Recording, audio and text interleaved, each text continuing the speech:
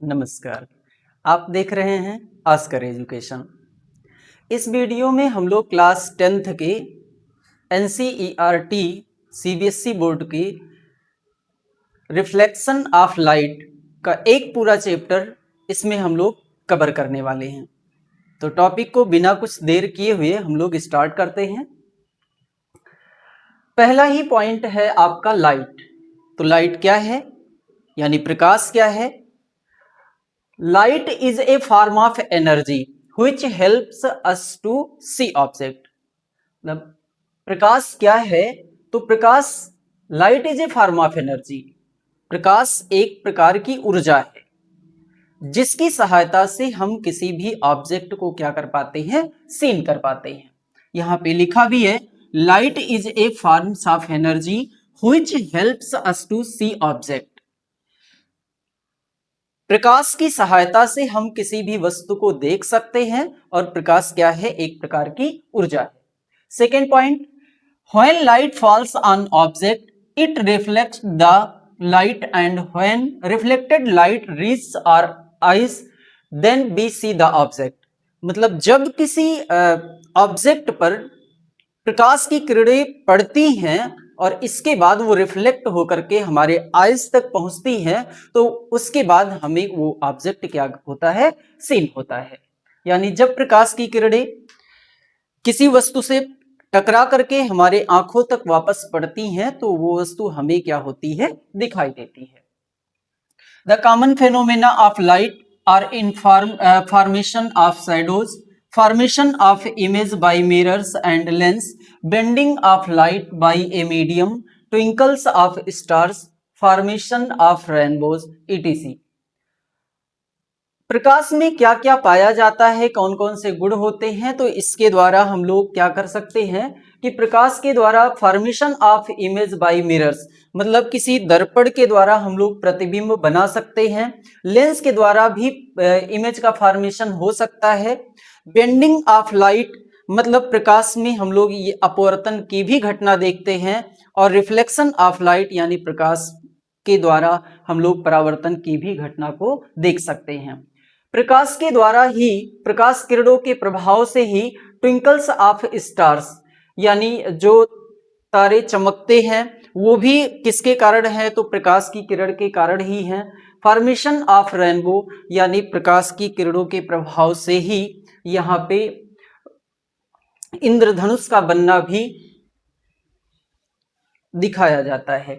तो यहाँ पे कुछ चीजें दिखाई भी गई हैं कि जैसे देखिए ये आपका टार्च है। टार्च जब किसी ऑब्जेक्ट पर पड़ता है तो ऑब्जेक्ट से टकराने के बाद हमारी आंखों तक ये जो लाइट रे है वो पहुंचती है। इसके बाद हम लोग उस ऑब्जेक्ट को क्या कर पाते हैं, सीन कर पाते हैं। इसके बाद हम लोग अगले टॉपिक की बात करते हैं। देखिए इसको एक चित्र के माध्यम से, फिगर के माध्यम से समझाया गया है कि प्रकाश की कौन कौन सी घटनाएं होती हैं। देखिए यहाँ पे दिखाया गया है कि reflection of light. Reflection of light का मतलब कि जब प्रकाश की किरण किसी रिफ्लेक्टेड सरफेस पर इंसिडेंट होती है तो इंसिडेंट होने के बाद वो क्या होती है, वहां से रिफ्लेक्ट हो जाती है। और वही रिफ्लेक्टेड लाइट जो है वो सेम मीडियम से, जिस मीडियम से वो इंसिडेंट होती है, पुनः उसी मीडियम में वो क्या हो जाती है, रिफ्लेक्ट हो जाती है। तो इस घटना को हम लोग कहते हैं reflection of light. Equal angles of reflection, मतलब जितने एंगल से वो इंसिडेंट होता है उतने ही एंगल से वो क्या हो जाता है, रिफ्लेक्ट हो जाता है। यहां पर देखिए ये घटना कौन सा दिखाया गया है, ये फेनोमेना है आपका refraction of light. Refraction of light का मतलब कि जब लाइट रे वन मीडियम से अनदर मीडियम में, जब प्रकाश की किरण एक माध्यम से दूसरे माध्यम में जाती है तो अपना रास्ता थोड़ा सा बदल देती है, यानी अपने मार्ग से विचलित हो जाती है। यहां पे देखिए एक रेड लाइन के द्वारा प्रदर्शित किया गया है। लेकिन जब ये वाटर के अंदर प्रवेश कर रहा है लाइट, तो इसका देखिए जो पाथ है वो चेंज हो गया है। तो ये आपका घटना जो है वो आपका रिफ्रैक्शन ऑफ लाइट का है। यहां पे देखिए फॉर्मेशन ऑफ रेनबो, यानी इंद्रधनुष किस तरह से बनता है। ये यहाँ पे एक चित्र के माध्यम से समझाया गया है। इसके बाद यहाँ पे प्रिज्म है। जब कोई व्हाइट लाइट जब किसी प्रिज्म से होकर पास आउट होती है तो 7 रंगों में क्या हो जाती है, विभक्त हो जाती है। यहाँ पर 7 रंग दिखाया गया है, रेड कलर, ऑरेंज है, yellow, green, blue, indigo, violet. देखिए जो सबसे नीचे कलर वायलेट है, इसका डेविएशन एंगल सबसे ज्यादा होता है। ये मोस्ट इंपॉर्टेंट यहां से क्वेश्चन बनता है कि किस कलर का प्रकीर्णन सबसे ज्यादा होता है या किस कलर का विचलन कोण सबसे ज्यादा होता है। तो जो बैगनी कलर है, वायलेट है, उसका क्या होता है, सबसे ज्यादा विचलन होता है, यानी विचलन कोण ज्यादा होता है, तो उसका प्रकीर्णन भी सबसे क्या होता है, ज्यादा होता है। जबकि रेड कलर है, रेड कलर का तरंगदैर्घ्य वेवलेंथ सबसे अधिक होता है, तो उसका विचलन क्या होता है, विचलन कोण सबसे कम होता है, प्रकीर्णन भी सबसे कम होता है, क्योंकि उसका वेवलेंथ क्या है, ज्यादा है। लाइट रे में जो भी कलर है, यानी जो भी प्रकाश की किरण है, अगर उसमें जिस भी कलर का वेवलेंथ ज्यादा होता है, उसका जो विचलन है वो कम होता है, यानी डेविएशन एंगल जो है वो सबसे कम पाया जाता है। अगला टॉपिक है आपका रिफ्रैक्शन। रिफ्लेक्शन क्या है, यहां पे दिखाया गया कि when light falls on highly polished surface like a mirror, most of the light is sent back into the same medium. This process is called reflection of light. जब कोई लाइट रे किसी एक रिफ्लेक्टेड सरफेस पर पड़ती है, reflected surface का मतलब है कि एक ऐसा सरफेस जिसमें लाइट रे वन मीडियम से अनदर मीडियम में, मतलब आर पार, उस सरफेस के आर पार लाइट रे पास आउट ना हो पाए, एक तरफ से उसको पॉलिश्ड कर दिया जाए। तो ये जो सरफेस है आपका, वो लगभग किसकी तरीके से बिहेव कर रहा है, तो एक मिरर के तरीके से बिहेव करता है। और जब उस पर लाइट रे क्या होती है, इंसिडेंट होती है, तो उस सरफेस पे, जैसे ये चीज आप देखिए, ये आपके पास एक सरफेस है, ये सरफेस कौन सा है, ये सरफेस है आपका रिफ्लेक्टेड सरफेस। रिफ्लेक्टेड सरफेस पर जब लाइट रे इंसिडेंट हो रही है, तो इंसिडेंट होने के बाद पुनः ये उसी मीडियम में क्या हो जाती है, रिफ्लेक्ट हो जाती है। इस रिफ्लेक्टेड सरफेस के ऊपर का जो मीडियम है, वो मीडियम क्या है, तो वो मीडियम सेम है, जबकि इसके नीचे का मीडियम वो डिफरेंट है। लेकिन लाइट रे इस रिफ्लेक्टेड सरफेस के नीचे पास आउट नहीं होती है, वो जिस मीडियम से आई थी उसी मीडियम में वो क्या हो जाता है, फिर वापस लौट जाता है। और इसी घटना को हम लोग क्या कहते हैं, रिफ्लेक्शन ऑफ लाइट कहते हैं। यहां पर देखिए इंसिडेंट एंगल क्या होता है, और इसके बाद एंगल ऑफ रिफ्लेक्शन यानी कि रिफ्रैक्टेड एंगल क्या होता है। तो एंगल ऑफ इंसिडेंट, जिस पॉइंट पर लाइट रे आकर के इंसिडेंट करता है रिफ्लेक्टेड सरफेस पर, उस पॉइंट से एक हम लंब ड्रा करते हैं, यानी नॉर्मल ड्रा करते हैं, उसको हम लोग परपेंडिकुलर लाइन कहते हैं, यानी अभिलंब कहते हैं। The angle between normal and incident ray are called angle of incidence.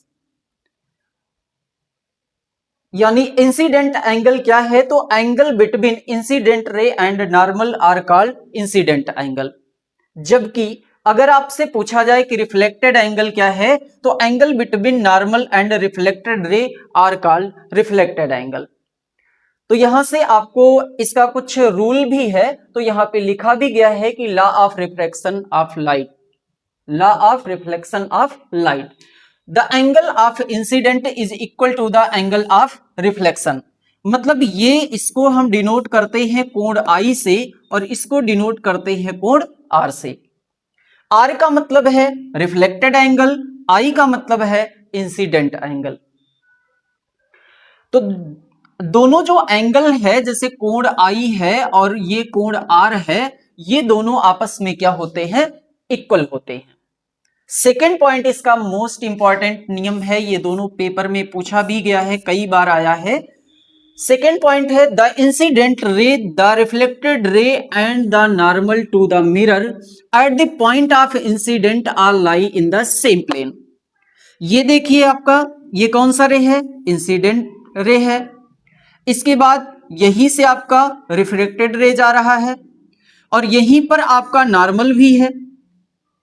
और ये जो तीनों पॉइंट हैं, पॉइंट ऑफ इंसिडेंस, जिस पॉइंट पर ये तीनों मिलते हैं वही आपका पॉइंट ऑफ इंसिडेंट है या ऑप्टिकल पॉइंट इसको कहते हैं।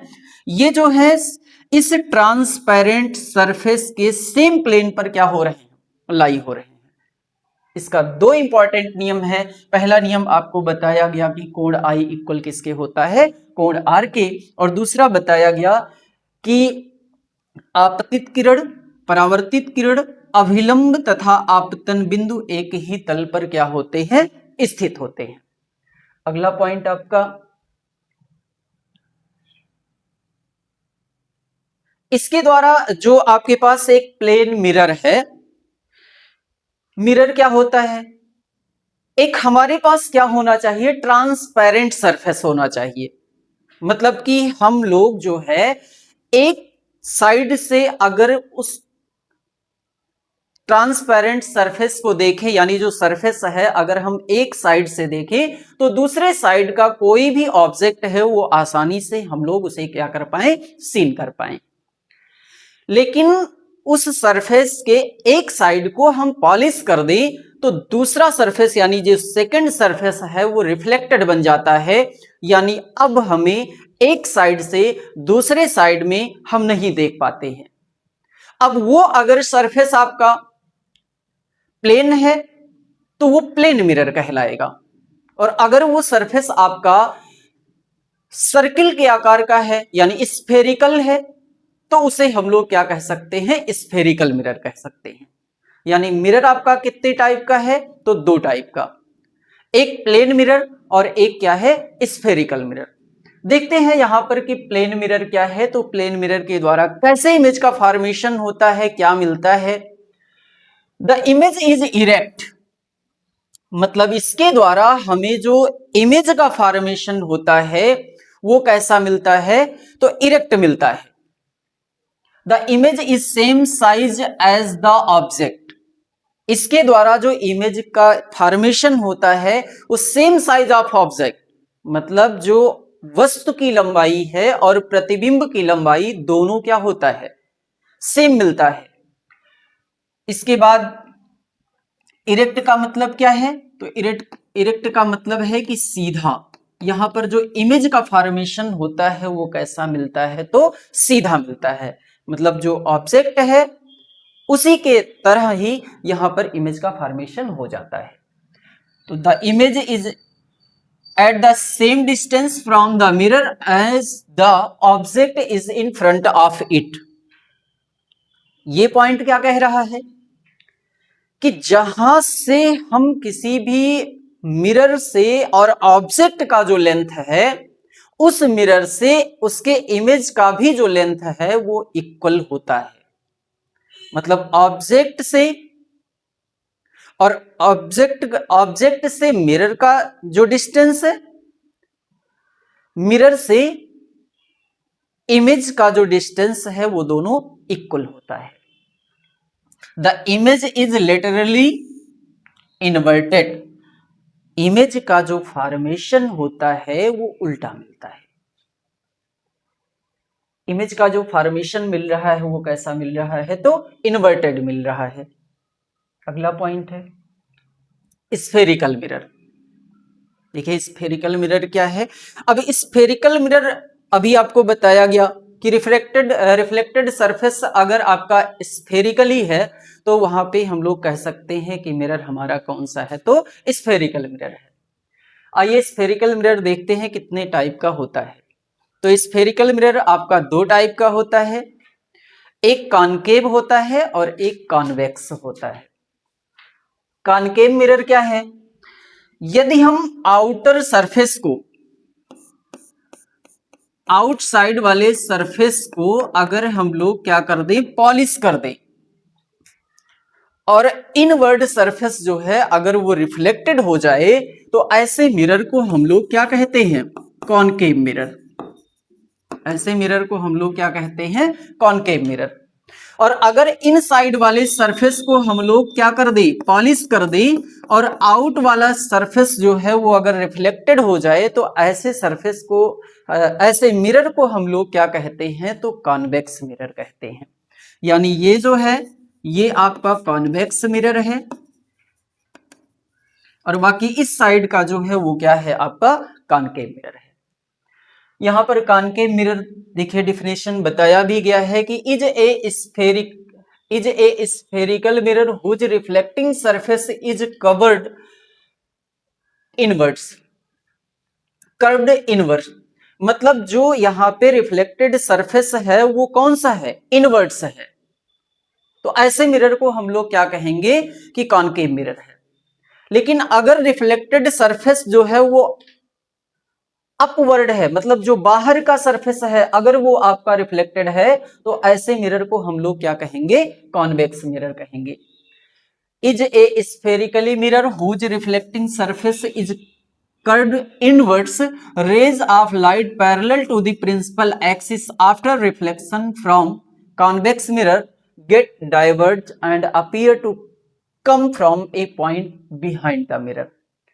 ये जो आपका कॉनकेव मिरर है ये लाइट रे को कंज्यूम करता है, लेकिन ये क्या करता है? ये लाइट रे को कंज्यूम ना करके इसको ये क्या करता है? और ज्यादा फैलाने का काम करता है। यानी ये प्रकाश की किरणों को सिकोड़ने का काम करता है कॉनकेव मिरर, जबकि कॉन्वेक्स मिरर क्या है? तो ये लाइट रे को और काफी दूर तक क्या कर देता है? फैला देता है।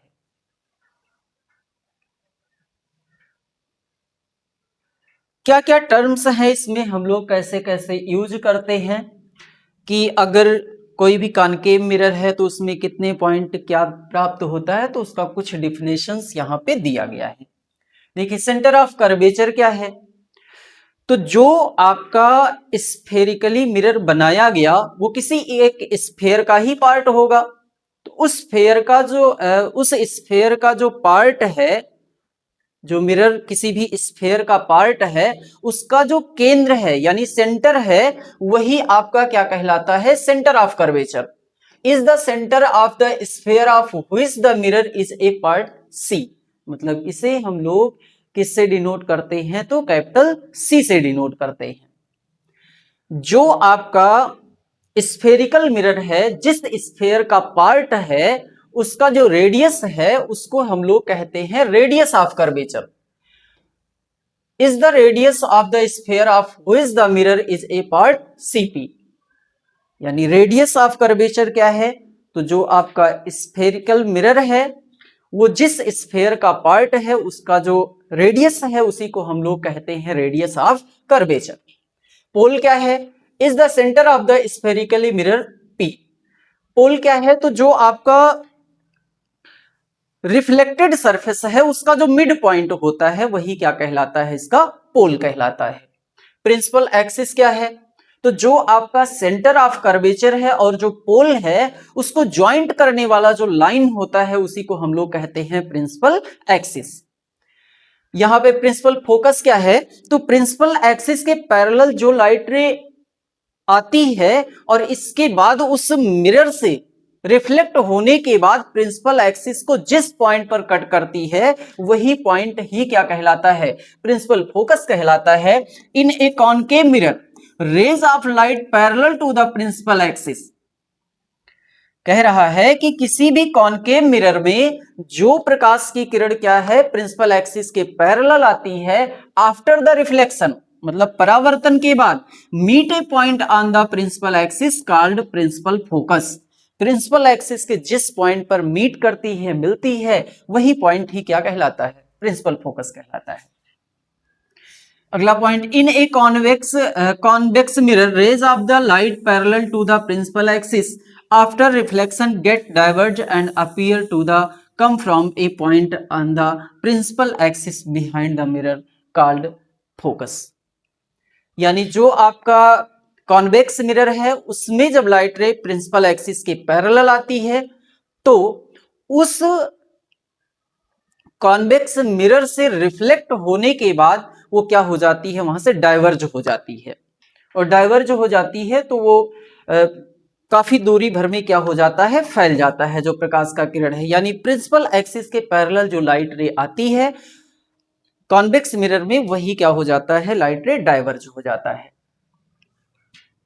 यहां पर हम लोग देख रहे हैं कि फोकल लेंथ को, फोकल लेंथ क्या होता है, तो जो फोकस है और इसके बाद जो पोल है, फोकस और पोल के बीच का जो डिस्टेंस है उसी को हम लोग क्या कहते हैं, फोकल लेंथ कहते हैं। Is the distance between the pole and principal focus in a spherically mirror, the radius of curvature is twice the focal length. मतलब यहाँ पे बताया गया कि जो रेडियस ऑफ कर्वेचर है वो फोकल लेंथ का कितना मल्टीपल है, 2 मल्टीपल है। तो यहां से हम लोग एक रिलेशन प्राप्त कर सकते हैं, F इक्वल क्या होगा, R/2। यहां पर देखिए प्रिंसिपल फोकस को रिप्रेजेंट किया गया है। ये कौन सा मिरर है, तो ये आपका है कॉनकेव मिरर। ये कौन सा मिरर है, तो कॉनकेव मिरर। आप देख रहे हैं ये कौन सा लाइन है, ये प्रिंसिपल एक्सिस है। इसके बाद प्रिंसिपल एक्सिस के पैरेलल कौन सी लाइट रे आ रही है, ये जो इंसिडेंट रे है। प्रिंसिपल एक्सिस के पैरेलल जो भी लाइट रे आ रहा है कॉनकेव मिरर से यानी इनवर्ट से क्या होता है कि रिफ्लेक्ट होकर के ये क्या हो रहा है, प्रिंसिपल एक्सिस के जिस पॉइंट पर कट कर रहा है उसी पॉइंट को हम लोग क्या कहते हैं, इसको प्रिंसिपल फोकस कहते हैं। इसके बाद अगले पॉइंट पर हम लोग आ जाते हैं। यहां पे दिया है कि रिफ्लेक्शन बाई स्फेरिकल मिरर, जब किसी भी लाइट रे का स्फेरिकल मिरर के द्वारा रिफ्लेक्शन होता है तो क्या क्या पॉइंट वहां पे हमें जानना है।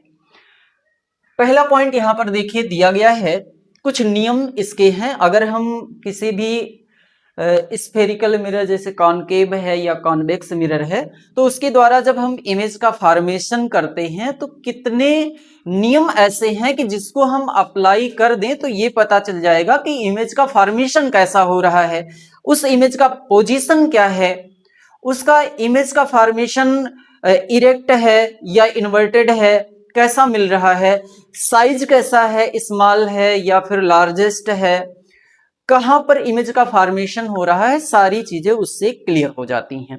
तो इसमें कुछ नियम है, ये दिखाया गया है। देखो यहाँ पे ये कौन सा मिरर है, इस साइड में जो भी है ये कॉनकेव है और इधर जो भी इमेज यहाँ पे मिरर बना हुआ है ये क्या है, कॉन्वेक्स है। प्रिंसिपल एक्सिस के पैरेलल आने वाली लाइट रे कहां से होकर पास आउट हो रही है, तो फोकस से। यहां पर भी देखिए कि प्रिंसिपल एक्सिस के पैरेलल जो लाइट रे इंसिडेंट हो रहा है इसके बाद जब रिफ्लेक्ट होता है तो कहां से वो जाता हुआ प्रतीत हो रहा है, तो ये फोकस से होकर के जाता हुआ प्रतीत हो रहा है। इसका मतलब ये है कि कॉन्वेक्स मिरर में जो लाइट रे प्रिंसिपल एक्सिस के पैरेलल आती है रिफ्लेक्ट होने के बाद वो फोकस से आती हुई प्रतीत होती है, लेकिन जो कॉनकेव मिरर में है वो प्रिंसिपल एक्सिस के पैरेलल लाइट रे जो आता है वो रिफ्लेक्शन के बाद फोकस से होकर के जाता है। पहला नियम ये हो गया। दूसरा क्या है कि जो लाइट रे अभी अभी आपको बताया गया कि जो लाइट रे प्रिंसिपल एक्सिस के पैरेलल आया फोकस से होकर के गया, और दूसरा पॉइंट क्या बताया जा रहा है कि जो लाइट रे फोकस से होकर के आएगा वो रिफ्लेक्शन के बाद प्रिंसिपल एक्सिस के पैरेलल हो जाएगा, उसका अपोजिट। यानी प्रिंसिपल एक्सिस के पैरेलल आया तो फोकस से होकर के पास आउट हुआ, और जब फोकस से होकर के आया तो प्रिंसिपल एक्सिस के पैरेलल पास आउट हो गया। सेम घटना यहां पर देखिए कि जो फोकस से होकर के आया वो कहां से होकर पास आउट हो गया, प्रिंसिपल एक्सिस के पैरेलल हो गया। अगला पॉइंट है, अगला पॉइंट ये है कि इन a concave mirror a ray of light passing through the centre of curvature after reflection is reflected back along the same direction. जो light ray centre of curvature से इंसिडेंट होता है वो उस मिरर से रिफ्लेक्ट होने के बाद उसी पाथ पे क्या हो जाता है, वापस चला जाता है। और यहां पे ये तीसरा नियम है, मतलब 3 नियम आपके पास हैं। पहला नियम बताया गया कि प्रिंसिपल एक्सिस के पैरेलल जो भी लाइट रे है वो रिफ्लेक्शन के बाद कहां से होकर पास आउट होगा, तो फोकस से। दूसरा पॉइंट है कि फोकस से लाइट रे जो भी इंसिडेंट होता है वो रिफ्लेक्शन के बाद वो कहां से पास आउट होता है, तो वो आपका प्रिंसिपल एक्सिस के पैरेलल हो जाता है। तीसरा पॉइंट बताया गया कि सेंटर ऑफ कर्वेचर से जो भी लाइट रे इंसिडेंट होती है वो रिफ्लेक्शन के बाद क्या हो जाता है कि वो उसी पाथ पे क्या हो जाता है, वापस हो जाता है। तो तीन नियमों का हम लोग प्रयोग करेंगे और इमेज का फॉर्मेशन करेंगे। देखिए अगला पॉइंट है आपका यहां पर, यहां पर एक घटना दिखाया गया है कि जैसे कॉनकेव मिरर है और यहां पे कॉन्वेक्स मिरर है।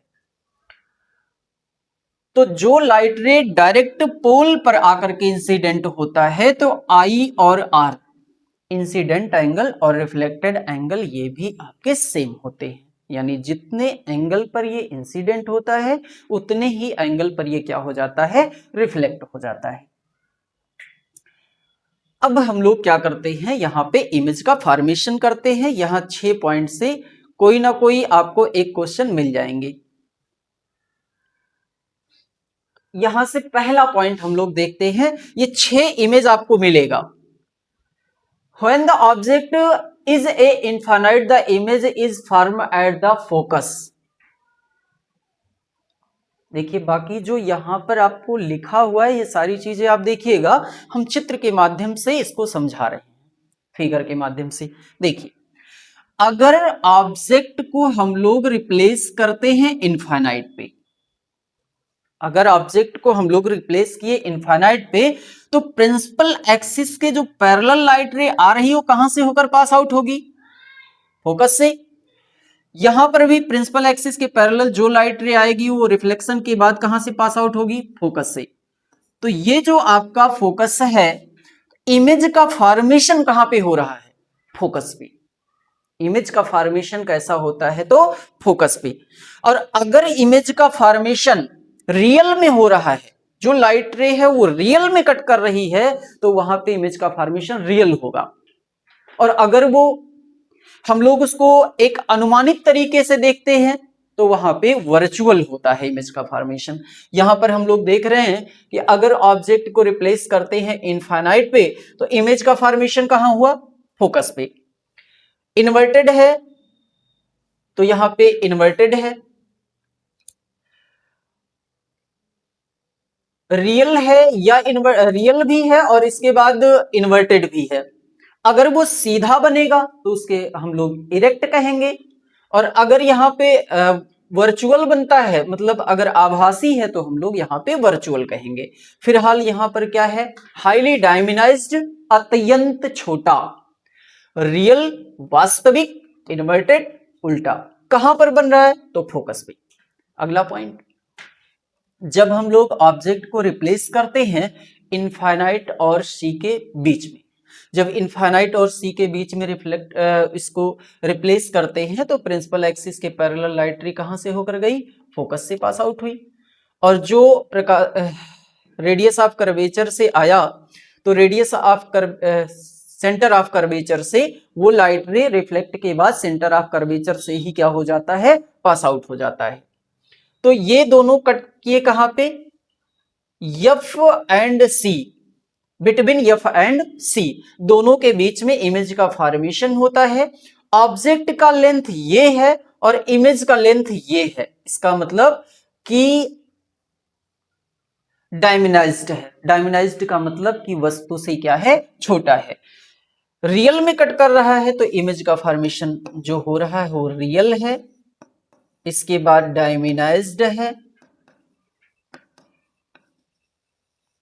और इसके बाद क्या है, इन्वर्टेड है। 5 कंडीशन में रियल मिलेगा, इन्वर्टेड मिलेगा। पहले पॉइंट में जब हम इनफाइनाइट पे इसको रिप्लेस करेंगे तो डायमिनाइज्ड मिलेगा, हाईली डायमिनाइज्ड, इसके बाद डायमिनाइज्ड, फिर इसके बाद इक्वल, फिर इसके बाद लार्जेस्ट, फिर हाईली इनलार्ज्ड, और इसके बाद क्या हो जाएगा, इनफाइनाइट पे आपको मिल जाएगा बहुत बड़ा। तो यहां पे अगला पॉइंट हम लोग देखते हैं, ये पॉइंट जब हम लोग सी पर रिप्लेस करते हैं यानी कि सेंटर ऑफ कर्वेचर पे, तो इमेज का फॉर्मेशन भी सेंटर ऑफ कर्वेचर पे। ये देखो इन्वर्टेड है और साइज लगभग सेम है, तो यहां पे दिया भी गया है कि size as the object, it is same size as the object, मतलब जो इमेज का फॉर्मेशन हो रहा है वो सेम साइज का हो रहा है ऑब्जेक्ट के बराबर। रियल है और क्या है, इन्वर्टेड है। अगला पॉइंट आपका, जब हम लोग ऑब्जेक्ट को रिप्लेस कहां पर कर रहे हैं, जब ऑब्जेक्ट को हम लोग रिप्लेस करते हैं एफ एंड सी के बीच, जब ऑब्जेक्ट को कहां पे रिप्लेस करते हैं एफ एंड सी के बीच, तो इमेज का फॉर्मेशन होता है सी एंड इनफाइनाइट के बीच में। कैसा हो रहा है, तो ऑब्जेक्ट का साइज ये है और इमेज का साइज ये है, इसका मतलब क्या है, इनलार्ज्ड, वस्तु से बड़ा। नीचे के साइड में बन रहा है तो इन्वर्टेड है, रियल है, और कहां पर बन रहा है, तो बिटवीन इनफाइनाइट एंड सी, तो इसके बीच इमेज का फॉर्मेशन हो जाता है। इसके बाद जब हम लोग एफ पर रिप्लेस करते हैं फोकस पे, तो जब फोकस पे रिप्लेस करते हैं तो ये इनफाइनाइट पर बनेगा, और एफ एंड पी के बीच जब हम लोग रिप्लेस करेंगे तो ये आपका बनेगा बिहाइंड द मिरर, मतलब पीछे की ओर अगर हम बढ़ाएंगे तो यहां पर इमेज का फॉर्मेशन होता है, और ये ऊपर के साइड में है और रियल में नहीं बन रहा है, तो इसको हम लोग कहेंगे वर्चुअल। क्या कहेंगे, वर्चुअल। अगर ये आपका कहां पर बन रहा है कि फोकस और पोल के बीच में अगर रखा है, तब हम लोग क्या कहेंगे कि वर्चुअल इमेज का फॉर्मेशन होता है। इसके बाद क्या होगा, इरेक्ट होगा।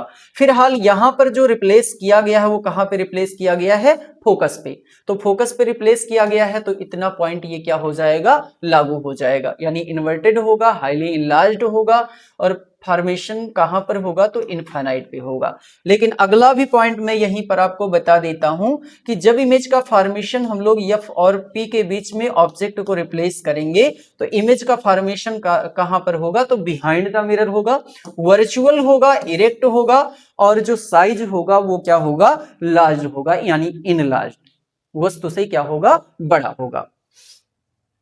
अगला पॉइंट आपका है, ये इस पॉइंट को तो मैंने समझा ही दिया है।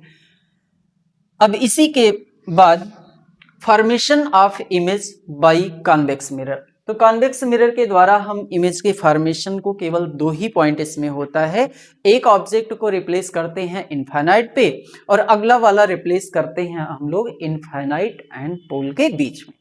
तो जब हम लोग इनफाइनाइट पे रिप्लेस करते हैं तो इमेज का फॉर्मेशन कहां पर हो रहा है, तो फोकस पे, और फोकस पर होता है तो हाईली डायमिनाइज्ड होगा, वर्चुअल होगा, और कैसा होगा, इरेक्ट होगा, यानी इमेज का फॉर्मेशन ऊपर की तरफ होगा। और ये जो लाइट रे है ये जब प्रिंसिपल एक्सिस के पैरेलल आएगा तो यहां से टकराने के बाद ये रिफ्लेक्ट हो जाएगा इस तरह से, यानी इसको हम लोग अगर बैक साइड में बढ़ाएंगे तो ये पता चलेगा कि ये फोकस से आता हुआ प्रतीत हो रहा है। तो इसलिए हम लोग यहाँ पर जो इमेज का फॉर्मेशन करते हैं वो कैसा मिलता है, तो वर्चुअल मिलता है, और इसके बाद इरेक्ट भी मिलता है और डायमिनाइज्ड भी मिलता है। अगला पॉइंट आपका मिल जाएगा यहां से कि ऑब्जेक्ट को हम लोग रिप्लेस कहां पर करेंगे, तो इनफाइनाइट और किसके बीच में, इनफाइनाइट और पोल के बीच में। तो जब इनफाइनाइट और पोल के बीच में रिप्लेस करते हैं तो इमेज का फॉर्मेशन कहां होता है, तो ये आपका क्या है, ये एफ है, एफ है, और ये क्या है, पी है, और यहां पर है आपका सी। तो जो इमेज का फॉर्मेशन होता है वो एफ एंड पी के बीच में होता है, और इसके बाद ये क्या है, ऑब्जेक्ट का साइज है, और ये क्या है, इमेज का साइज। तो ये क्या है, डायमिनाइज्ड, मतलब छोटा है, वर्चुअल है, और क्या है, इरेक्ट है। अगला यहाँ पर मोस्ट इंपॉर्टेंट पॉइंट है, यूज पूछा जाता है कि हम लोग यूज कहां कहां पे करते हैं, तो कॉनकेव मिरर का यूज यहाँ पे दिखाया गया है कि concave mirror are used in torch. Concave mirror का प्रयोग हम लोग किसमें करते हैं, टॉर्च में करते हैं। इसके बाद सर्च लाइट, सर्च लाइट का मतलब जैसे फॉरेस्ट है, जंगल है, उसमें अगर कोई दूर पर किसी भी ऑब्जेक्ट को सीन करना है तो ये क्या करता है, लाइट को कंज्यूम करने का काम करता है, जिसकी वजह से लाइट जो है वो एक पुंज के रूप में दूर तक भेजा जा सकता है और आसानी से हम किसी ऑब्जेक्ट को क्या कर पाते हैं, सीन कर पाते हैं। तो सर्च लाइट में भी इसका प्रयोग किया जाता है। And headlights of the vehicles to get parallel beams of light, जो आपके पास बाइक है उसमें भी हम लोग इसका प्रयोग कर सकते हैं, क्योंकि ये लाइट रे को क्या करता है, पैरेलल भेजता है। तो यहां पर और हेडलाइट में भी, जैसे फोर व्हीलर है उसके में हम लोग हेडलाइट के रूप में भी हम कॉनकेव मिरर का प्रयोग कर सकते हैं। इसके बाद सेविंग करने में क्या होता है कि ये इमेज को बड़ा दिखाता है, और जब बड़ा दिखाएगा तो यहाँ पे सेविंग करते समय कटने का चांस कम रहता है। इसके बाद अगर हमें टीथ में कोई प्रॉब्लम हो रही है तो हम कॉनकेव मिरर का प्रयोग कर सकते हैं, क्योंकि ये जो है इमेज के फॉर्मेशन जो करता है ये बड़ा बनाता है, और अगर बड़ा बनाता है तो अच्छे से हम लोग ट्रीटमेंट आसानी से कर सकते हैं। यानी कि डॉक्टर लोग जो है वो किसका प्रयोग करते हैं, तो कॉनकेव मिरर का प्रयोग करते हैं। इसके बाद large concave mirror are used to concentrate sunlight of produce heat is solar furnaces, मतलब सोलर भट्टी में भी हम लोग इसका प्रयोग कर सकते हैं, क्योंकि ये क्या करता है कि जब इस पर लाइट रे इंसिडेंट होता है तो ये पूरे लाइट को क्या करता है, इकट्ठा कंज्यूम करके देता है, जिसकी वजह से हम लोग इसे सोलर भट्टी में भी प्रयोग कर सकते हैं आसानी से।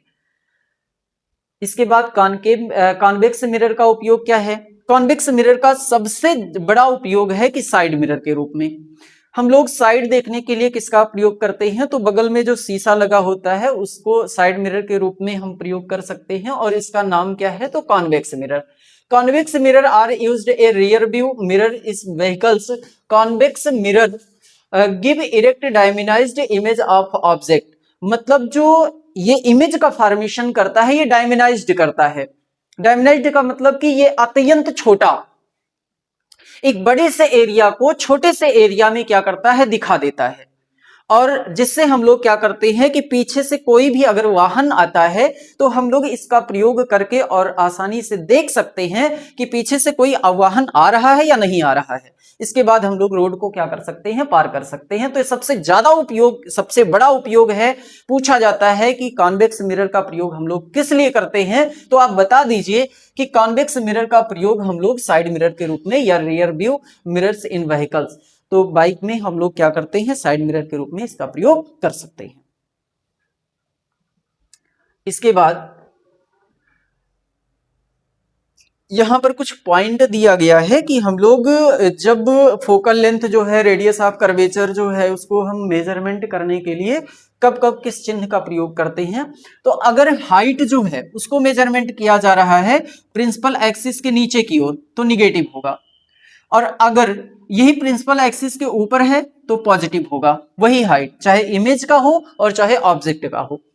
अगर डिस्टेंस मेजरमेंट किया जा रहा है तो ऑब्जेक्ट के, अगर जो डिस्टेंस मेजरमेंट किया जा रहा है टूवर्ड्स द राइट, अगर हम दाहिने तरफ बढ़ रहे हैं तो पॉजिटिव होगा, और हमेशा जो मेजरमेंट करना है वो पोल से ही मेजरमेंट करना है। यानी ऑब्जेक्ट का जो डिस्टेंस है या इमेज का जो डिस्टेंस है, अगर हम मेजरमेंट करना चाहते हैं तो हमेशा कहां से मेजरमेंट करेंगे, तो पोल से। अगर पोल के राइट साइड है तो पॉजिटिव, और अगर पोल के लेफ्ट साइड है तो क्या होगा, निगेटिव होगा। इसके बाद यहाँ पे कुछ फार्मूले दिए गए हैं। मिरर फार्मूला क्या है, तो एक रिलेशंस है, यहां पर V क्या है, तो जो B है वो आपका है distance between pole and image, distance between pole and image, यानी कि ध्रुव तथा प्रतिबिंब के बीच की दूरी को V से लिखते हैं, ध्रुव तथा वस्तु के बीच की दूरी को U से लिखते हैं, और फोकस दूरी को किससे लिखते हैं, F से। तो एक रिलेशंस मिलता है हमको 1/F equal 1/B plus 1/U। Magnification क्या होता है, तो जो प्रतिबिंब बनता है, प्रतिबिंब का जो साइज है और इसके बाद इमेज का जो साइज है, अगर दोनों को डिवाइड कर दें तो वही क्या कहलाता है, मैग्निफिकेशन कहलाता है। और मैग्निफिकेशन जो है वो मिरर में हमेशा नेगेटिव होता है। तो ये आपको मिल जाएगा यम बराबर, कहीं कहीं पे आपको किसी बुक में मिल सकता है आई बटे ओ इक्वल किसके, एच डैश बटे एच की। तो यहाँ पे एच आई लिखा है, आई का मतलब इमेज का लेंथ और ओ का मतलब ऑब्जेक्ट का लेंथ। इसके बाद अगला reflection of light. Reflection of light क्या है, तो जब लाइट रे एक मीडियम से दूसरे मीडियम में जाता है तो अपने पाथ से वो क्या हो जाता है, थोड़ा सा डेविएट हो जाता है, और इसी फेनोमेना को हम लोग क्या कहते हैं, रिफ्रैक्शन ऑफ लाइट कहते हैं। ये आपका नॉर्मल है, जैसे आपका रिफ्लेक्शन में बताया गया था, ये इंसिडेंट एंगल है। तो इंसिडेंट एंगल और नॉर्मल के बीच, जो इंसिडेंट रे है और नॉर्मल है उसके बीच एंगल को हम लोग क्या कहते हैं, इंसिडेंट एंगल आई कहते हैं। और ये आपका है रिफ्रैक्टेड एंगल, रिफ्रैक्टेड रे। तो रिफ्रैक्टेड रे और नॉर्मल के बीच बनने वाला एंगल क्या कहलाता है, रिफ्रैक्टेड एंगल कहलाता है। ये आपको एक फिगर के माध्यम से समझाया गया है। तो इसमें रिफ्रैक्टिव इंडेक्स क्या होता है, तो रिफ्रैक्टिव इंडेक्स को हम लोग यन से डिनोट करते हैं, और यन इक्वल क्या होता है, C by B. Velocity of light in vacuum and velocity of light in medium का जो रेशियो है, यानी the ratio of velocity of light in vacuum and velocity of light in medium are called refractive index. It is denoted by small N. तो small N equal क्या होगा, सी by B. यहां पे medium दिखाया गया है, एक मीडियम को रेयर मीडियम कहते हैं और एक मीडियम को क्या कहते हैं, डेंसर मीडियम कहते हैं। डेंसर मीडियम का मतलब है कि जिसका रिफ्रैक्टिव इंडेक्स ज्यादा होता है उसको हम लोग डेंसर कहते हैं, और जिसका रिफ्रैक्टिव इंडेक्स क्या होता है, कम होता है, उसको हम लोग क्या कहते हैं, रेयर मीडियम कहते हैं। ये आपका नॉर्मल है। जब लाइट रे रेयर मीडियम से डेंसर मीडियम में आता है तो नॉर्मल की तरफ बेंड होता है, और जबकि वही लाइट रे अगर डेंसर मीडियम से रेयर मीडियम की तरफ जाता है तो वो क्या होता है, नॉर्मल से दूर जाता है। अगला, refraction of light through a rectangular glass. मतलब रेक्टेंगुलर अगर ग्लास है तो यहाँ पे कुछ चित्र के माध्यम से समझाया गया है। तो रेक्टेंगुलर ग्लास के अंदर जो भी प्रक्रिया होती है, लेकिन बाहर क्या है कि जितने एंगल से वो इंसिडेंट होता है उतने ही एंगल से वो क्या हो जाता है, रिफ्लेक्ट हो जाता है। यानी जब एक मीडियम से दूसरे मीडियम में जाता है तो क्या होता है, वो अपने पाथ से चेंज तो होता है, लेकिन जैसे ही वो अगर सरफेस के हम बाहर की बात करें तो बाहर वो जितने एंगल से इंसिडेंट हुआ रहता है उतने ही एंगल से वो क्या हो जाता है, लास्ट में इमर्जेंट हो जाता है, बाद में बाहर निकल जाता है। कुछ इसके नियम हैं law of refraction of light की। तो law of refraction of light का जो आपका सेकंड नियम रिफ्लेक्शन ऑफ लाइट का था, वही सेकंड नियम इसमें एक नियम बन जाता है जो कि रिफ्रैक्शन ऑफ लाइट है। ये देखिए यहां पर दिया गया है कि the incident ray, the refracted ray and the normal of to the interface towards transparent media at the point of incidence are lie in the same plane. यानी incident ray, refracted ray and optical point and normal are lie on same plane. इसके बाद the ratio of sine of angle of incidence, जो अभी अभी आपने यहां पर angle देखा है, ये आई है और ये क्या है, स्मॉल आर है। तो साइन ऑफ इंसिडेंस एंगल यानी कि साइन आई और sine of refracted angle r का दोनों का जो रेशियो होता है वही आपका रिफ्रैक्टिव इंडेक्स की क्या होता है, बराबर होता है। तो यन बराबर हो जाएगा साइन आई बटे साइन आर। ये दोनों नियम हो गया। इसके बाद स्फेरिकल लेंस क्या होता है, ये आपका नया टॉपिक शुरुआत होगा यहां से। तो ये लेंस क्या है,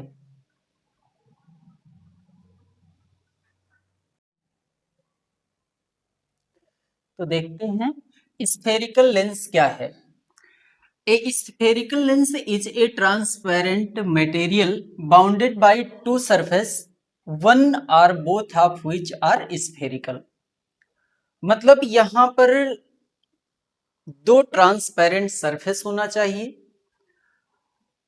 उन दोनों ट्रांसपेरेंट सरफेस में दोनों या तो स्फेरिकल हो या तो एक प्लेन हो और एक स्फेरिकल हो। एक सरफेस स्फेरिकल है तो वो आपका क्या बन जाएगा, लेंस बन जाएगा। अब ये लेंस आपका दो टाइप का होगा।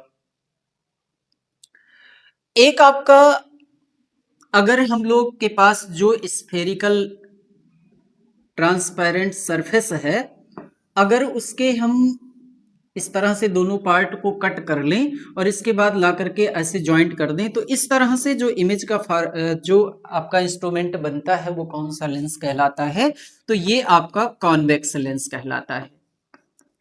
कॉन्वेक्स लेंस में जो आपका बीच का पॉइंट है ये उभरा हुआ होता है, लेकिन कॉनकेव लेंस में जो बीच का भाग है वो क्या होता है, धंसा हुआ होता है, यानी कि पतला होता है, और किनारे किनारे का भाग क्या होता है, मोटा होता है।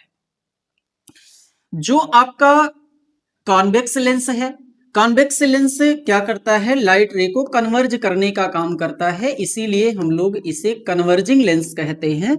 और ये जो आपका लेंस है ये डाइवर्ज करने का काम करता है लाइट रे को, इसीलिए हम लोग जो कॉनकेव लेंस है उसको डाइवर्जिंग लेंस भी कहते हैं। रिफ्रैक्शन बाई स्फेरिकल लेंसेस, मतलब लेंस में जैसे हम लोग मिरर में पढ़े थे कि मिरर के द्वारा इमेज का फॉर्मेशन करने के लिए कितने पॉइंट पर ध्यान देना जरूरी है, तो ऐसे ही यहाँ पर कुछ पॉइंट्स दिए गए हैं, उस पर आपको ध्यान देना जरूरी है। A convex lens a ray of light parallel to the principal axis same position. जो लाइट रे प्रिंसिपल एक्सिस के पैरेलल आता है वो लेंस से रिफ्लेक्शन के बाद वो कहां से होकर पास आउट होता है, तो फोकस से होकर के पास आउट होता है। यहां पर भी प्रिंसिपल एक्सिस के पैरेलल जो लाइट रे है वो डाइवर्जिंग जब हुआ तो वो कहां से होकर आता प्रतीत हो रहा है, तो फोकस से। इसके बाद दूसरा पॉइंट कि जो लाइट रे फोकस से होकर के आता है वो रिफ्रैक्शन के बाद प्रिंसिपल एक्सिस के पैरेलल हो गया। जो लाइट रे फोकस से होकर के आ रहा था वो रिफ्रैक्शन के बाद प्रिंसिपल एक्सिस के क्या हो गया, पैरेलल हो गया। अगला पॉइंट कि जो ऑप्टिकल सेंटर से आएगा, प्रकाशिक केंद्र से, तो जो ऑप्टिकल सेंटर से आता है वो जैसे आता है सीधा उसी मार्ग में क्या हो जाता है, चला जाता है, यानी कि बिना किसी डेविएशन के उसके रास्ते में कोई भी चेंजिंग नहीं होता है, वो सीधा वैसे ही क्या हो जाता है, आर पार निकल जाता है। कॉनकेव लेंस में या कॉन्वेक्स लेंस में दो फोकस होते हैं, एक F1 होता है और एक क्या होता है, F2 होता है। अब image of form by convex lens, तो कॉन्वेक्स लेंस के द्वारा इमेज का जब हम लोग फॉर्मेशन करते हैं तो वहां पे तीनों नियम का प्रयोग करना है जो अभी आपको बताया गया। इसमें पहला नियम लगाते हैं कि जो प्रिंसिपल एक्सिस के पैरेलल है, पहले इमेज का फॉर्मेशन अगर हमको करना है कॉन्वेक्स लेंस में, तो हम लोग ऑब्जेक्ट को रिप्लेस कहाँ कर रहे हैं, इनफाइनाइट पे। तो प्रिंसिपल एक्सिस के पैरेलल जो भी लाइट रे आ रहा है वो कहाँ पर जाकर के मीट कर रहा है, तो ये एक पॉइंट पर मीट करता है, जो प्रिंसिपल एक्सिस पर मीट करता है उस पॉइंट को हम लोग कहते हैं फोकस पे। तो फोकस पे जो इमेज का फॉर्मेशन हो रहा है वो रियल हो रहा है, इन्वर्टेड हो रहा है और डायमिनाइज्ड हो रहा है, अत्यंत छोटा मिल रहा है। तो सीधी सी बात यहाँ पे कि जो लाइट रे जो ऑब्जेक्ट है अगर वो इनफाइनाइट पे है तो इमेज का फॉर्मेशन कहाँ पर होगा, फोकस पे होगा, हाईली डायमिनाइज्ड होगा, रियल होगा और क्या होगा, इन्वर्टेड होगा। दूसरा पॉइंट कि ऑब्जेक्ट को अगर हम रिप्लेस करते हैं इनफाइनाइट और 2f1 के बीच में, तो जब हम इनफाइनाइट और 2f1 के बीच में रिप्लेस करते हैं तो ऑब्जेक्ट का फॉर्मेशन जो होता है वो f2 और 2f2 के बीच में होता है। कहाँ पे होगा, f2 और 2f2 के बीच में होगा। क्या होगा, डायमिनाइज्ड होगा, रियल होगा और क्या होगा, इन्वर्टेड होगा। तीसरा पॉइंट आपका है कि जब ऑब्जेक्ट को हम रिप्लेस कहां पर कर रहे हैं, 2f1 पे, तो इमेज का फॉर्मेशन 2f2 पर होगा। Same size of the object, जो साइज है ऑब्जेक्ट का वो भी आपका इमेज के साइज के इक्वल होगा, रियल होगा और क्या होगा, इन्वर्टेड होगा। तो ये आपको पॉइंट मिल गया। अगला पॉइंट आपका, धीरे धीरे हम लोग ऑब्जेक्ट को ऑप्टिकल सेंटर की ओर लेकर जा रहे हैं, तो 2f1 और किसके बीच, f1 के बीच, जब 2f1 और f1 के बीच रिप्लेस करते हैं तो इनफाइनाइट और किसके बीच 2f2 के बीच इमेज का फॉर्मेशन होता है, इनलार्ज होता है, रियल एंड क्या होता है, इन्वर्टेड होता है। अगला पॉइंट कि जब हम लोग ऑब्जेक्ट को रिप्लेस करते हैं f1 पे तो इमेज का फॉर्मेशन कहां पर होता है, तो ये आपका अनंत पर होगा। इमेज का फॉर्मेशन जो होगा वो क्या होगा, अनंत पर होगा और हाईली इनलार्ज्ड होगा, बहुत बड़ा होगा, रियल होगा और क्या होगा, इन्वर्टेड होगा। अगला पॉइंट कि जब हम लोग ऑब्जेक्ट को रिप्लेस करेंगे f1 और o के बीच में, तो जो f1 और o के बीच में रखते हैं तो इमेज का फॉर्मेशन बिहाइंड द लेंस होता है, यानी ऑब्जेक्ट की ही ओर। तो यहाँ पे आपको मिलता है same side of the lens, मतलब जिस तरफ ऑब्जेक्ट है उसी तरफ हमारे इमेज का फॉर्मेशन होता है और क्या होता है, इनलार्ज्ड, वर्चुअल एंड क्या होता है, इरेक्ट होता है। इसी प्रकार से हम लोग यहाँ पर देखते हैं कि image are formed by concave lens. Concave lens के द्वारा इमेज का फॉर्मेशन तो दो ही यहाँ पर होता है, दो कंडीशंस। एक, जब हम लोग इनफाइनाइट पे रखते हैं तो फोकस पर बनता है, और फोकस पर बनेगा तो same side of the lens highly diminished बनता है, वर्चुअल बनता है एंड कैसा बनता है, इरेक्ट बनता है। लेकिन अगर इसके बाद वाला पॉइंट की बात किया जाए तो हम लोग रिप्लेस कर सकते हैं इनफाइनाइट और ऑप्टिकल सेंटर के बीच में कहीं पर भी। तो जब रखते हैं तो इमेज का फॉर्मेशन जो होता है वो आपका इनफाइनाइट और ऑप्टिकल सेंटर के बीच में कहीं पर भी हो सकता है। तो ये जो इमेज का फॉर्मेशन हो रहा है f1 और o के बीच में होगा, ये आपका कैसा मिल रहा है, f1 and o on the same side of the lens, यानी कि जिधर ऑब्जेक्ट है उधर ही इमेज का फॉर्मेशन होता है। डायमिनाइज्ड मिलेगा, वर्चुअल मिलेगा और क्या मिलेगा, इरेक्ट मिलेगा। साइन कन्वेंशन कुछ है, तो जो साइन कन्वेंशन इसके पहले मिरर में बताया गया था वही साइन कन्वेंशन इसमें भी है, लेकिन कुछ पॉइंट इसमें चेंज होता है। अगर हम डायरेक्शन ऑफ इंसिडेंट एंगल, जिधर से इंसिडेंट एंगल इंसिडेंट रे आ रही है, अगर उसके डायरेक्शन में हम लोग बढ़ते हैं कोई भी डिस्टेंस मेजरमेंट करने के लिए तो पॉजिटिव माना जाता है, उसके अपोजिट डायरेक्शन में क्या होगा, निगेटिव होगा। अगर हम कोई भी लेंथ को मेजरमेंट करते हैं, अगर प्रिंसिपल एक्सिस के अप साइड में है तो पॉजिटिव होगा और प्रिंसिपल एक्सिस के डाउन साइड में है तो क्या होगा, निगेटिव होगा। यहाँ पर कुछ फार्मूले मिल गए हैं आपके, लेंस फार्मूला, जैसे मिरर फार्मूला मिलता था तो वहां भी 1/b+1/u होता था, लेकिन यहाँ पर क्या होगा, तो 1/f = 1/b-1/u होगा। मैग्निफिकेशन सेम होगा, वहां पर मैग्निफिकेशन m = I/O बराबर क्या होता था, -b/u के, लेकिन यहाँ पर क्या होगा कि ये माइनस नहीं होगा, केवल प्लस होगा, तो b/u होगा। तो magnification is also related to the object distance and image distance, it can be expressed as hi/ho बराबर क्या होगा, तो b/u होगा। इसके बाद पावर ऑफ लेंस क्या होता है, पावर ऑफ लेंस, लेंस की क्षमता। तो the power of lens is reciprocal of its focal length, तो P इक्वल क्या होगा, 1/f, यानी फोकल लेंथ के रेसिप्रोकल को हम लोग क्या कहते हैं, तो पावर ऑफ लेंस कहते हैं। अगर फोकल लेंथ मेजरमेंट करना है तो F इक्वल क्या हो जाएगा, 1/p। जो आपका पावर ऑफ लेंस है उसका यूनिट क्या है, तो उसको हम लोग डायोप्टर से लिखते हैं अथवा मीटर इनवर्स से लिखते हैं। तो the SI unit of powers is diopter. One diopter is the power of lens whose focal length is 1 metre, यानी कि जब फोकल लेंथ, जो फोकल लेंथ है अगर 1 मीटर है तो वहां पे जो पावर है वो किसके बराबर होगा, तो एक डायोप्टर के क्या होगा, बराबर होगा। The power of convex lens is positive and the power of convex lens is क्या होगा, निगेटिव। तो जो पावर है आपका कॉन्वेक्स लेंस का ये पॉजिटिव होगा, और ये अगर आपका कॉन्केव लेंस है तो वहां पे पावर उसका क्या होता है, निगेटिव होता है। इस तरह से हमने इस वीडियो में लगभग मान के चलिए कि एक चैप्टर में से जितने भी पॉइंट इंपॉर्टेंट थ्योरी में बन रहे थे उसको हमने कम समय में ही पूरा कवर कर लिया है। तो मिलते हैं फिर अगले चैप्टर्स को लेकर के अगले वीडियो में, तब तक के लिए आप लोग के लिए धन्यवाद।